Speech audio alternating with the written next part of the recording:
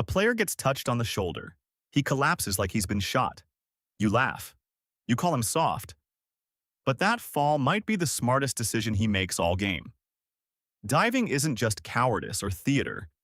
It's a calculated bet, built on math most fans never think about. Referees, cameras, and risk-reward all factor in. Here is exactly how it works. Start with the mechanic. A foul in soccer is a judgment call.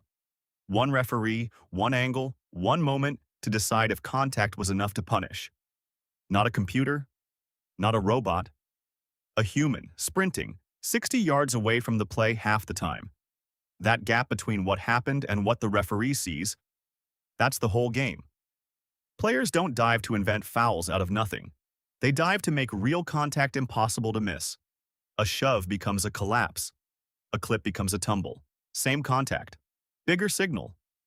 Here's the part that trips people up. This isn't cheating in the way you think. It's persuasion. You're not lying about the contact. You're translating it. Referees are trained to read big, obvious signals fast. So players give them one. Loud, clear, unmissable. Whether you like it or not, this is rational behavior. Think about the reward. A dive in the box can win a penalty, a free shot from 12 yards that scores roughly 3 out of every 4 times. Compare that to actually creating a chance through open play, which fails constantly. One theatrical fall, one enormous payoff. Of course, players take the bet. Now here's where it escalates. The closer you get to goal, the higher the incentive climbs. A dive at midfield gets you nothing but a free kick and a shrug. A dive in the penalty box can change a scoreline, a match, a tournament. So the acting gets better exactly where the stakes get higher. Funny how that works. But there's a wrinkle most fans miss entirely. Diving only works because real fouls exist and look similar. If defenders never touched anyone, exaggeration would be pointless. There'd be nothing to exaggerate. Simulation survives by hiding inside legitimate contact. That's why the best divers aren't the ones who fall from nothing. They're the ones who wait for a genuine touch, then amplify it. Smaller lie, harder to catch. This is exactly why VAR, the video review system, has been such a headache for divers. Slow-motion replay strips away the performance and shows the actual contact underneath.